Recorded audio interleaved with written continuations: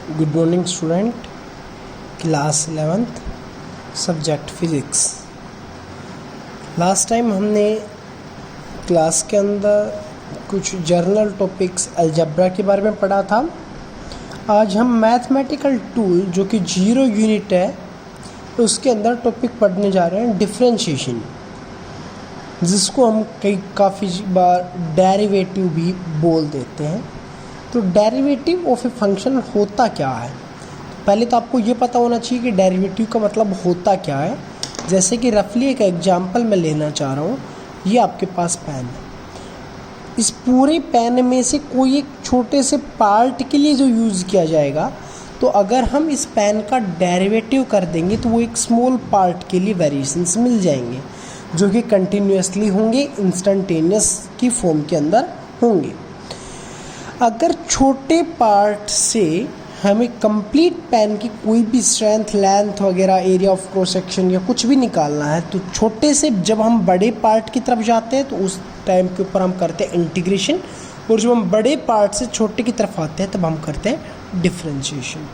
तो यहाँ पर हमने यूज किया हुआ है डेरिवेटिव भी बोल देते हैं। The derivative of a variable y with respect to variable x is defined as the instantaneous rate of change of y with respect to x। It is denoted by dy by dx। जैसे कि example के रूप में हमारे पास कुछ formulas use होंगे। तो first formula क्या होता है? इफ़ c इज़ कॉन्स्टेंट, मान लेते हैं आपके पास कोई भी एक कॉन्स्टेंट है, जैसे कि 5 क्या है? कॉन्स्टेंट। 5 का आपको डेरिवेटिव यानी कि डिफरेंशिएशन करना है, तो क्या होगा? With respect to x। जब भी आप डिफरेंशिएशन करेंगे तो किसी न किसी टर्म के कोरस्पॉन्डिंग करेंगे, विद रेस्पेक्ट में करेंगे। तो आपको मेनली जो पॉइंट ध्यान रखना है कि आप किसके रेस्पेक्ट में कर रहे हैं, तो वो वाला जो पॉइंट होगा वो आपके लिए बहुत ही इंपॉर्टेंट पॉइंट होने वाला है। जैसे कि यहाँ पर मैंने लिखा है विद रेस्पेक्ट टू x, मैं इसको रीड कर रहा हूँ d बाई डी एक्स, यानी कि derivative of this with respect to x। तो डिफरेंशिएशन कर रहा हूँ किसका? इसका। किसके रेस्पेक्ट में? x के रेस्पेक्ट में। जब यहाँ पर ये एक कांस्टेंट है तो ध्यान रखना है कांस्टेंट का डिफरेंशिएशन जो होता है वो किसके बराबर होता है? 0। ठीक है, यानी कि कांस्टेंट कोई भी एक टर्म है, कांस्टेंट है, वो वेरी नहीं करती है, टाइम या किसी भी चीज़ के साथ वो चेंज नहीं होती है। दूसरा, if y that is equals to cx where c is constant and x is the variable. जब आपके पास कोई भी एक y है जो इक्वल्स है cx के, और c क्या है? कॉन्स्टेंट है, x क्या है? वेरिएबल। तो इसका डिफरेंशिएशन क्या हो जाएगा? यानी कि differentiation of y with respect to x। तो y की जगह पर अटैक कर मैं यहाँ पर क्या लिख सकता हूँ? cx। तो इस वाले y की जगह पर अटैक कर d by d x as it is, और y की जगह पर मैंने क्या लिख दिया? cx। c कॉन्स्टेंट है, यहाँ पर c क्या है? कॉन्स्टेंट। कॉन्स्टेंट को हम आगे लेके गए तो क्या हो गया? c। पीछे क्या बच गया? d by d x into x, और dx बाई डी एक्स, इसका मतलब कैंसिल होकर क्या बन गया? 1, और c इंटू 1, तो क्या बन गया? c के बराबर।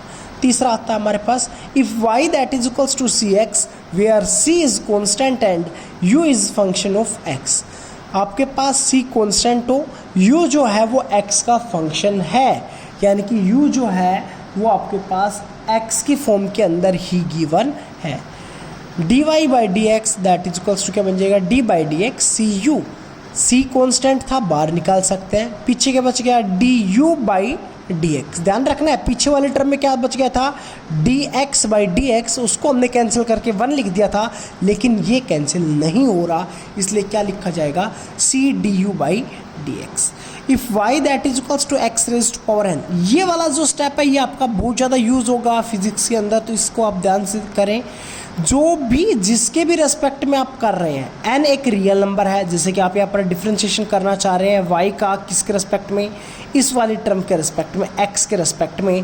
तो जो x की जो पावर होती है वो पावर एक रियल नंबर होगी, तब पावर तो आ जाएगी नीचे मल्टीप्लाई में, जैसे कि यहाँ पर d by d x of x raise to power n जो पावर है वो कहाँ पर चली गई? आगे मल्टीप्लाई में।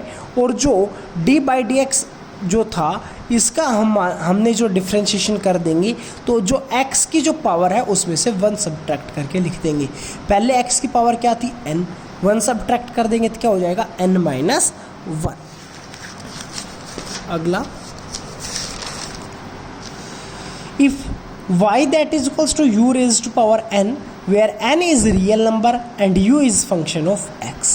अगर आपको ये बोल दिया जाए कि y जो है वो y that is equals to u raised to power n, n एक रियल नंबर है और u फंक्शन है x का। सेम स्टेप हो गया, n जो पावर थी वो आ जाएगी नीचे, du बाई dx ये आ गया बच गया पीछे, और u की पावर क्या हो गई n-1, एक घटा कर आ गई मल्टीप्लाई में। अगर y that is equals to u plus v की फॉर्म में आ जाए और u और v भी फंक्शन हो किसके, x के फंक्शन में, तो आपको कुछ भी नहीं करना है। आपको क्या करना है, d by d x of u into करके क्या करना है u प्लस करके d by D of v। मैंने थोड़ा सा उल्टा लिख दिया है, पहले u वाली टर्म लिख दी, पीछे पहले v वाली लिख दी, पीछे u वाली लिख दी, कोई फर्क नहीं पड़ेगा उसी से। If y that is equals to u into v where u and v are the function of x, तो उस टाइम पे क्या हो जाएगा, प्रोडक्ट में आ जाए तो फर्स्ट को रोक लिया as it is, first term हमारे पास क्या है u को एज इट इज़ रोक लीजिए, d by d x of second term, फिर सेकेंड को एज इट इज़ प्लस करके सेकेंड को एज इट इज़ रोक लीजिए, सेकेंड यानी कि v को एज इट इज़ रोक लिया, d by d x of first term, ये हो गया इसका डिफ्रेंशिएशन। डिवाइड वाले फॉर्म के अंदर आ जाए, if y that is equals to u by v की फॉर्म के अंदर, तो क्या हो जाएगा d by d x of u by v, तो क्या बन जाएगा, फर्स्ट टर्म यानी कि जो डिनोमिनेटर के अंदर है वो as it is v into d u by d x minus u into d v by d x divided by में v का स्क्वायर। ये आ जाए, if y that is equals to function of u and u is function of x, depend कर रहा है, वो उसके ऊपर डिपेंड कर रहा है, वो उसका फंक्शन है और वो और किसी का फंक्शन ऑलरेडी है, तो इस टाइम पे क्या हो जाएगा, d y by d x that is equals to d y by d u into d u by d x. जब हम एग्जाम्पल्स लेंगे तो उस टाइम के ऊपर और भी क्लियर हो जाएगा। अगला हमारे पास क्या है, if y that is equals to a x plus b raised power n, तो अब देखिए यहाँ पर दोबारा से क्या आ गया, पावर कहाँ पर चली जाएगी, नीचे, पावर में से 1 सब्ट्रैक्ट, और जो बच गई टर्म उसका हम क्या करते थे, डिफरेंशिएशन, मतलब डी बाई डी एक्स, तो इसका भी क्या हो गया, d by d x of a x plus b. अगला है, if y depends on u and u depends on x, ऐसा ही हमारे पास एक पीछे आ चुका है, if y is function of u and u is function of x, वही सेम पैटर्न है। ट्रिग्नोमेट्री के कुछ डिफ्रेंशिएशन होते हैं, ये कुछ फॉर्मूलाज हैं जो आपको याद रखने हैं। ऐसा आ जाए, if y that is equals to sine x, यानी कि ये बोल दिया जाए कि साइन एक्स का डिफ्रेंशिएशन कीजिए, तो साइन एक्स का डिफ्रेंशिएशन क्या हो जाएगा, कोस एक्स, और कोस एक्स का बोल दिया जाए तो हो जाएगा माइनस साइन एक्स। ये फॉर्मूलाज आपको याद रखने पड़ेंगे। टेन एक्स का डिफ्रेंशिएशन बोल दिया जाए तो क्या होता है, सीकेंट स्क्वायर एक्स, और सी कोट एक्स का बोल दिया जाए तो क्या होता है, माइनस कोसिकेंट स्क्वायर एक्स के बराबर होता है। सीकेंट एक्स का डिफरेंशिएशन बोल दिया जाए तो क्या बन जाएगा, टेन एक्स सीकेंट एक्स, और कोसिकेंट एक्स का बोल दिया जाए तो बन जाएगा माइनस कोट एक्स और कोसिकेंट एक्स के बराबर। ये दो फॉर्मूलेज हमारे पास लोग की फॉर्म के अंदर है। इफ़ वाई अभी लोग आपने पढ़ा नहीं है, लेकिन जर्नली इन फॉर्मूले जो यूज़ हुए इनको एक बार लिख लेना।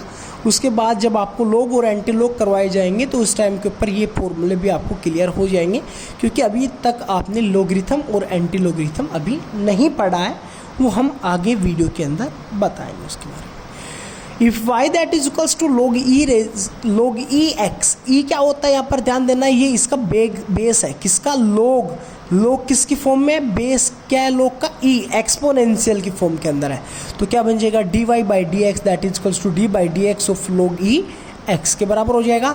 और 1 बाई एक्स हम यहाँ से बाहर, ये वाली जो टर्म है ये हम निकाल सकते हैं बाहर 1 बाई एक्स की फॉर्म में, तो क्या बन गया, लोग ई, और यहाँ पर क्या बन जाएगा, ई, और ई लोग ई क्या होता है 1, लोग ए आ जाता तो भी 1, लोग एम आ जाता तो भी 1 बन जाता। तो ये ध्यान रखना है, ये आपके पास लोग की प्रॉपर्टीज होती है। If y that is equals to log e you, तो अब आपको y का डिफ्रेंशिएशन करना है, तो क्या करना पड़ेगा, D by d x of log e you 1 by you, जैसे कि ऊपर वाले केस में क्या था, 1 बाई एक्स बाहर निकाला था, अब क्या बन गया 1 by u d by d x of u, ये बाहर निकल गया।